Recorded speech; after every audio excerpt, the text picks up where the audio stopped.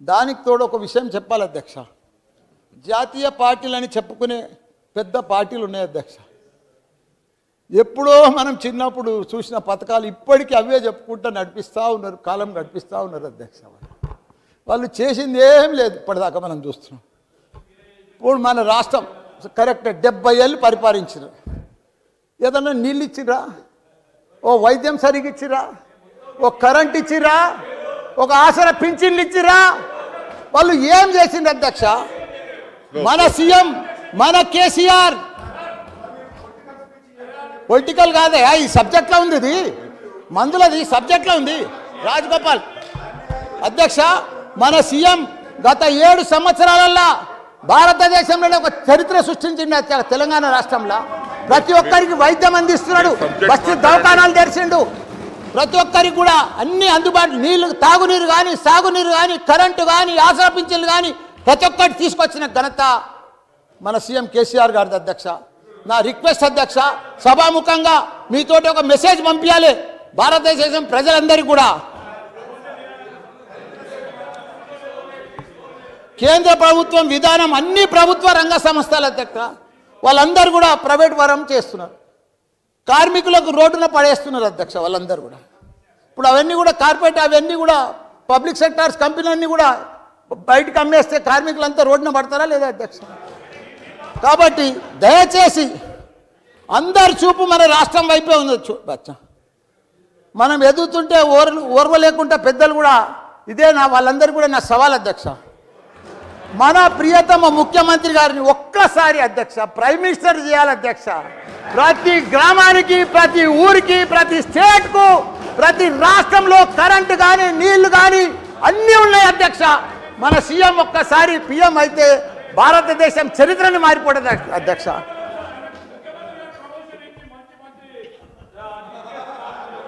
Conclude చేయండి మల్లారెడ్డి గారు, conclude చేయండి.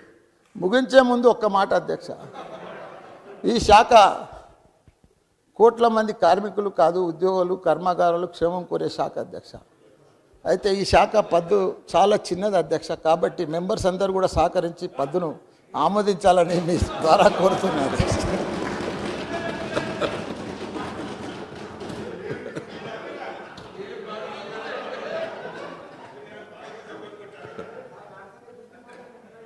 అధ్యక్ష, మన నిజంగా ఈ మిషన్ భగీరథ పథకం విషయంలో కానీ మంత్రి గారికి ఇట్లా చాలా మంచి చెప్పినది, మంచి పథకం అధ్యక్ష. తప్పుదోవ పట్టించడం కాదు, తెలంగాణ ప్రజలను కూడా తప్పుదోవ పట్టిస్తున్నాం. 24 గంటలు కానీ పచ్చి అబద్ధం అదే. ఇది ఎక్కడైనా మీరు అడగండి, ఏ గ్రామానికైనా వెళ్దాం, ఏ సబ్స్టేషన్కైనా వెళ్దాం, లాగ్ బుక్స్ ఉంటాయి. సరే, ఇప్పుడు మధ్యన నేను ఒకసారి బండ సోమవారం సబ్స్టేషన్ ఇన్స్పెక్షన్ చేసిన తర్వాత వాళ్ళ ఎంప్లాయీ అంటే అప్పుడున్న government employee 8.5 hours to 12 hours మధ్య ఎక్కువ వస్తలేదు సార్, గత 10 సంవత్సరాలు ఇదే వస్తుందని చెప్పి లాగ్ బుక్ నాకు ఇస్తే మొత్తం చెక్ చేసి ఆయన స్టేట్మెంట్ కూడా రికార్డ్ చేయించిన తర్వాత 4 గంటలు, నేను 1 గంటలకు చెక్ చేపిస్తే 5 వరకల్లా తెలంగాణ స్టేట్లో ఉన్న సబ్స్టేషన్లో ఉన్న అన్ని లాగ్ బుక్స్ హైదరాబాద్కి వచ్చినాయి. రెండో విషయం అధ్యక్ష, ఈ లాగ్ బుక్ అనేది ఏంటంటే సబ్స్టేషన్ కట్టినప్పటికి వెళ్ళి 70 సంవత్సరాలకి వెళ్ళి వదిలిపెట్టుకొని సబ్స్టేషన్ కట్టినప్పటికి వెళ్ళి ఆ కరెంట్ ఎంత వస్తుంది, ఇన్కమ్, అవుట్ గోయింగ్ ఎంత, 3 phase ఎంత, సింగిల్ ఫేస్ ఎంత అలా రికార్డ్ అవుతుంది. సబ్స్టేషన్ 5 గంటలకే నేను పోగానే 5 గంటలకు సీఎండి రఘుమార్ రెడ్డి గారు నల్గొండ పంపించిండ్రు. నల్గొండ జిల్లాలో రాష్ట్ర వ్యాప్తంగా తెల్లారి వరకు అన్ని సబ్స్టేషన్ లాగ్ బుక్లు వచ్చినాయి. 10 సంవత్సరాలకి వెళ్ళి నిజంగా వీళ్ళు 8 సంవత్సరాలు అంటారు 24 hours ఇస్తామని, ఎందుకు లాగ్ బుక్ తెప్పించిన అధ్యక్ష? రెండవది, మధ్యలో కూడా మేము అది ప్రూవ్ చేసినాం 8.5 to 12 hours. ఈ 8 yearsలో కూడా హైయెస్ట్ వాళ్ళు ఇచ్చింది అధ్యక్ష. ఒక్కసారి సీజన్లో, పీక్ సీజన్లో మార్చ్ ఏప్రిల్లో, సెప్టెంబర్ అక్టోబర్లో ఒక్కసారి 16 గంటలు 10-12 రోజులు మాత్రం ఇచ్చిండు. యాజ్ పర్ రికార్డ్ మీ దగ్గర లాగ్ బుక్స్ ఉన్నాయి హైదరాబాద్లో. నేను కూడా గౌరవ మంత్రి గారు కోరుతున్నా, ఆ లాగ్ బుక్స్ అన్నీ కూడా సబ్స్టేషన్లో ఉండాలి, పంపించమని కూడా కోరుతున్నా. రెండో అధ్యక్ష, ఇంత అబద్ధాలని ప్రతిరోజు కూడా మీరు ఎలక్షన్ల ముందు ఏం చెప్పిన అధ్యక్ష? కరెంటు తీగలు పట్టుకోండి, 3 గంటలు వస్తుందా 24 గంటలు తెలుస్తాను నేను చెప్పిన. అప్పుడు కూడా క్యాంపెయినింగ్లో పట్టుకుందాం, మీరు సిరిసిల్లనే పట్టుకుందాం, కేటీఆర్ గారు మీరు ఎప్పుడు రమ్మంటే చెప్పండి పట్టుకుంటాం అన్నాడు. వారేమన్నారు, కాంగ్రెస్ వాళ్ళందరూ పట్టుకోమని చెప్పండి, పీడ పోతుంది అన్నాడు. చనిపోతారని కూడా సిద్ధంగా రైతుల కోసం మీరు అబద్ధాలు ఆడొద్దని చెప్పిన. రెండవది అధ్యక్ష, వీరు చెప్తున్నారు ఇవాళ అప్పులైనా మా గౌరవ డిప్యూటీ సీఎం గారు చెప్పారు అధ్యక్ష. ఎగ్జాంపుల్ చెప్పి ఒకటే కరెంటు విషయం 24 గంటలు ఎప్పుడు ఇయ్యలే, అన్ని అబద్ధాలు. అదొకటి. రెండవది అధ్యక్ష, ఎందుకు నష్టాలు వచ్చింది అధ్యక్ష? పవర్ పర్చేజ్ అగ్రిమెంట్లో ఎక్కువ రేటుకు ఉన్నందుకు.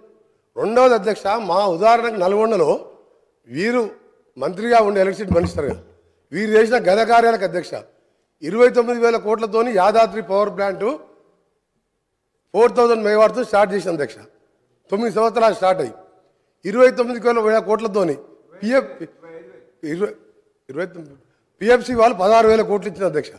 ఇస్తే దాని నామినేషన్ మీద దేశ చరిత్ర, ప్రపంచ చరిత్రలో అతిపెద్ద కుంభకోణం 29,000 కోట్లది బిహెచ్ఎల్ మీద నామినేషన్ ఇద్దా అధ్యక్ష.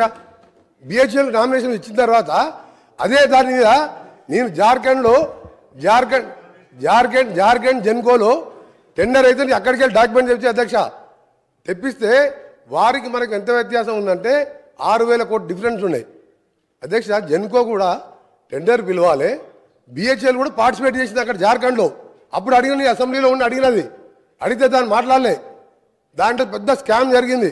వీరి పాత్ర కూడా చాలా ఉంది. ఇలా ఈయన పాత్ర 10,000 కోట్లు తిన్నాడు. అలా నేను ఇంకోటి చెప్తున్నా అధ్యక్ష, ఇది ఆన్ రికార్డ్ చెప్తున్నా, నేను ఇవన్నీ కూడా సాక్ష్యాధారాలు ప్రూవ్ చేస్తా. ఇది 50,000 కోట్లు పెరిగింది అధ్యక్ష. ఇప్పుడు 50,000 కోట్ల పెరిగింది. పెరిగితే 16,000 కోట్లే టర్బైన్స్ అండ్ బాయిలర్స్ బిహెచ్ఎల్ వాళ్ళు చేస్తారు. మిగిలిందంతా ఎవరు చేస్తున్నప్ప వర్క్స్? ఈయన సబ్ కాంట్రాక్టర్లు. అక్కడ అప్పుడున్న మిర్యాలగూడ ఎమ్మెల్యే, అక్కడున్న లీడర్లు తోసుక తిన్నారు అధ్యక్ష. మొత్తం ఇక లాస్ అయిందండి. ఎందుకు లాస్ అయింది? ఇవన్నీ రికార్డు చెప్తున్నాను నేను అబద్ధాలు చెప్తాను. రెండోది అధ్యక్ష చెప్తున్నా, ఈరోజు అది 8 to 10 కోట్ల రూపాయలు, 10 కోట్లు. నేను ఏ రికార్డులో చెప్తున్నా, రికార్డు పోదాం, రికార్డులో తీసుకుందాం. మీరు టెండర్ పెట్టకుండా ఇచ్చుడే పెద్ద స్కామ్ అది. రెండవది అధ్యక్ష ఈరోజు వీరు మాట్లాడుతున్నారు అధ్యక్ష. అసలు ఫ్రీ పవర్ అంటే ఎవరు అధ్యక్ష? కాంగ్రెస్ పార్టీ పెట్టండి. కాంగ్రెస్ పార్టీ దేశంలో ఏ రాష్ట్రంలో కూడా ఇవ్వలేదు అధ్యక్ష. రైతులకు 7 గంటల నుంచి 9 గంటలు ఉచిత కరెంట్ అనేది ధైర్యం చేసి మేనిఫెస్టోలో పెట్టి ఇచ్చి చూపింది కాంగ్రెస్ పార్టీ. అప్పుడు ఏ రాష్ట్రంలో లేదు భారతదేశంలో. అప్పుడు మా కాంగ్రెస్ ప్రభుత్వం రాజశేఖర రెడ్డి గారు సోనియా గాంధీ తోటి కొట్లాడి మేనిఫెస్టోలో పెట్టించి ఫ్రీ పవర్ అని చూపించడం. అంతకుముందు చంద్రబాబు నాయుడు గారు కరెంట్ ఇస్తారని మా జూపల్లి గారు కొట్లాడితే 17 రోజులు జైల్లో తీసిన అధ్యక్ష. అప్పుడు మీ ఎమ్మెల్యేలుగా ఉన్నాం. పవర్ పొజిషన్ అప్పుడు ఎట్లుండే, మా ప్రభుత్వంలో ఏ విధంగా ఉండే. ఈ రోజు కూడా చెప్తున్నాం అధ్యక్ష, 10 కాదు 10 గంటలు 9 గంటలు కూడా వస్తలేదు. ఇప్పుడు మేము చెక్ చేసుకుంటున్నాం. ఒక ఎఫిషియెంట్ ఐఏఎస్ ఆఫీసర్ని ఏపీ ట్రాన్స్కో జెన్కో ఎండీగా పెట్టి, ప్రిన్సిపల్ సెక్రటరీగా పెట్టి, వీళ్ళ అధ్యక్ష అప్పటికే 15 సంవత్సరాలు రిటైర్ అయిన ప్రభాకర్ రావుని తీసుకొచ్చి, అప్పటికే ఆయన వయసు 70 సంవత్సరాలు, ఆ తర్వాత 10 సంవత్సరాలు తీసుకొచ్చి జెన్కో 80 సంవత్సరాల ఇప్పుడున్న కాంపిటీషన్ పోటీలు తట్టుకుంటారు అధ్యక్ష. ఆయనను పెట్టాను. మా ప్రభుత్వం చార్జ్ తీసుకొని, మా ముఖ్యమంత్రి గారు చార్జ్ తీసుకొని తెల్లారి ఆ రోజు సాయంత్రం రిజైన్ చేసిండు. తెల్లారి మేము పిలిస్తే కూడా రాలే. ఇదేంది అధ్యక్ష? ఒక ఆఫీసరు ఇంత పెద్ద సంస్థ నడిపినోడు మొత్తం దివాలు తీపిచ్చిండు, వీళ్ళకి దోషపెట్టి దోసుక తిని ఇవాళ మాతో మాట్లాడుతున్నాం. మీరు ఇవాళ మొత్తం సర్వనాశనం. ఏ డిపార్ట్మెంట్ అధ్యక్ష? నిన్న సివిల్ సప్లై మినిస్టర్ గారు చెప్పిను అది 60,000 కోట్లు. ఇది ఇవాళ చూస్తే ఓడి తినదు అధ్యక్ష. ఇది లాస్ కాదు, మ్యాన్ మేడ్ మిస్టేక్స్ అధ్యక్ష. Man made mistakes. ఇది ఎవరితో కావాలని జరిగిన నష్టం కాదు అధ్యక్ష. చెప్తా ఎటర్ పోతాం, అన్ని పోతాం. మీరు తినేదంతా కక్కిపిస్తాం. మీరు అనుకుంటారు ఇవాళ మీరు వదిలిపెడతాం అనుకుంటారు అధ్యక్ష. ఇవాళ గౌరవ ముఖ్యమంత్రి గారు చార్జ్ తీసుకోగానే ఫస్ట్ మీటింగ్లోనే రివ్యూ చేసుకొని అరే ఆగవే సార్ వీళ్ళు కరప్షన్ అంటే భయపడుతుంది సార్.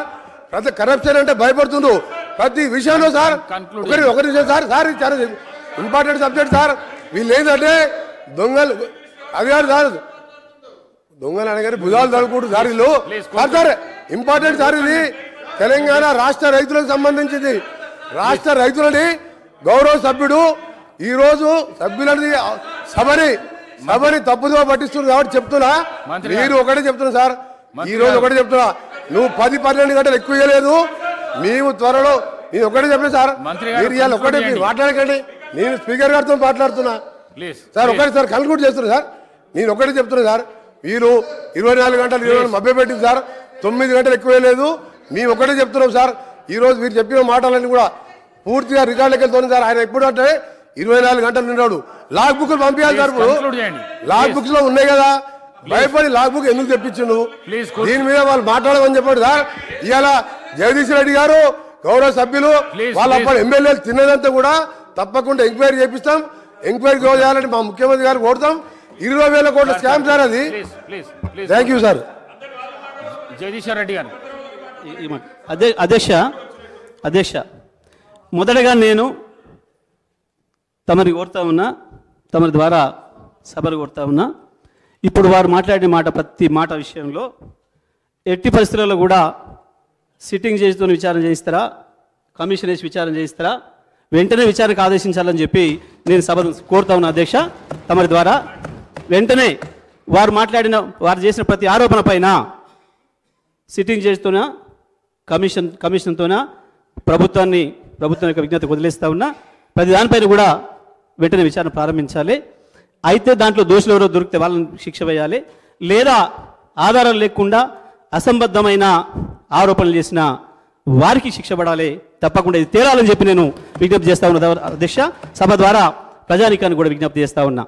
ఇటువంటివి చాలా సందర్భాల్లో బయట మాట్లాడుతుంటే విన్న నేను ఏ ఒక్కరోజు కూడా నేను ఇటువంటి విషయాలలో నేను మాట్లాడలేదు, రియాక్ట్ కాలేదు. ఇవన్నీ కూడా పనికిమాలిన మాటలు, అర్థం లేని ఆధారరహితమైన మాటలు. కాబట్టి రికార్డులకు రావాలని నేను ఇన్ని రోజులు వెయిట్ చేసి అధ్యక్ష, గత 5 సంవత్సరాలుగా రికార్డులకు రావాలని నేను వెయిట్ చేస్తా ఉన్నా. ఇవాళ రికార్డులకు వచ్చిండ్రు, తప్పకుండా దీనిపైన చర్య తీసుకోవాలని చెప్పి నేను తమరి ద్వారా